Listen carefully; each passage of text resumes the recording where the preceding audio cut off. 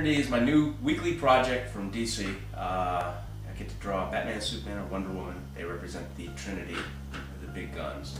And I'm doing 12 pages a week, and I'm getting about a 6-month head start, so I don't have to do 12 pages a week. And it basically involves how these three characters are important to the DC universe. You know, what happens, you know, I can't say what happens, but the point is their relationship to the DC universe and how important they are, and how people who try to step into their shoes can't really step into their shoes for some reason. You have to talk to the writers for the real metaphysical about it. But for me, it's like, I'm going to leave Marvel to do something. Getting to do Superman, Batman, Wonder Woman, you know, that was a really good thing.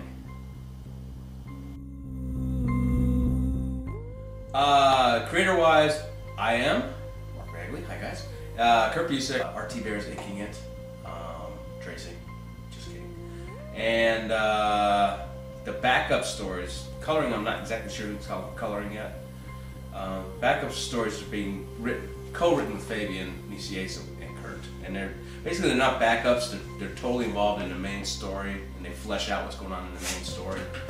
And they're being drawn by three guys: Scott McDaniel, Tom Derenick, and Mike Norton. And it's kind of funny to meet three guys. No, I'm just kidding. But anyway, it's going good. It's going really well. I've seen some of their stuff. It's amazing. Not so much an approach, it's just a comfort level. I'm actually working on the 5th issue now, and I finally really feel like I'm getting comfortable with Superman and Batman. Wonder Woman, I'm still, everybody tells me I do a good Wonder Woman, but I'm not consistent enough with her face because I don't really do glamour shots on that. I'm not known for that, like, you know, Adam Hughes or Terry Dodson or whatever. So I'm getting more and more comfortable doing that. But her physical presence, I think I do very well, because I don't draw her like a girly girl. I draw her like a, you know, she's a very fit woman who's, you know, you look at her and go, yeah, she can handle herself.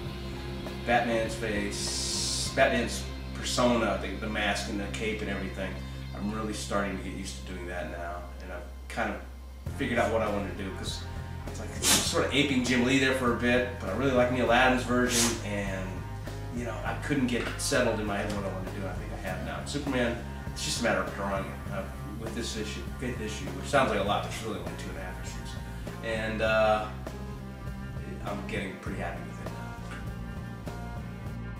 now. Yeah, they're all fun to draw. I mean, I've got to do Rag. You know, there's like a cameo of Ragman. I mean, I'm getting to draw everybody in the DC universe eventually, I think. But there's been this cameo with Ragman, which is kind of nice, just a one-shot. But it's Ragman. I've always kind of liked Ragman, his look. Superman and Batman and Wonder Woman, of course. You know, I've finally drawn Superman enough where I can actually draw the S without looking at something on his chest. Because for the first couple of issues, it was like, okay, I've got this magnetic, you know, magnet S. But I've got it down now. So I'm having just a great time drawing. I'm getting to draw like this really big cosmic stuff, and you know, battles with guys who can punch holes through mountains, and I didn't get to do that with Spider-Man that much. I've been the least happy with Batman so far, and you know, that's just me trying to please myself. You know, I seem to jump right on the good Bruce Wayne fine. I think I do a pretty good job of like differentiating Bruce Wayne and Clark Kent, you know, just the way they sit, the way they look. They're not just two dark-haired, good-looking guys. You can really tell the difference in them. But just, like I said, as I said earlier, Batman's just whole presence and the way I draw him physically. I finally started. He's been hard to get a handle on, but I think I finally got it. Basically, with the lead time I have to do. My wife does the math because I can't do the math. She said, if you could do the math, you'd be comfortable. So I'm just stressing out, but if I do 8 to 9 pages a week with this lead time, it shouldn't be that bad. I'm working about 10 hours a day right now, about 6 days a week, which sounds like a lot, but I don't have to dress, obviously, for work. I don't have to shower and shave and drive an hour to work and take an hour for lunch. So my time's really economical. So my 10 hours a day are 10 hours at the desk, and the first 6 of those are fun.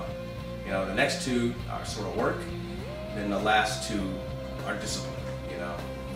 Half the time I don't get those 2 in, but I try. Not specifically, just I'm hoping it comes together as well as I think it is, and I hope the fans accept it for something really interesting. It has the advantage of having a really continuous creative team. It's not weekly involved with what's going on in DC Universe. That's something I should have mentioned also. It's roughly goes along with what's going on, but you can buy this by itself, and you don't have to buy 14 other books in the same week to keep up with it. Although Dr. Knows, I'm sure, would love you to buy 14 other books. I keep coming to Dr. Knows. Cliff he's the guy who got me in this business 20 some odd years ago, so they deserve all your support. And hope you like it.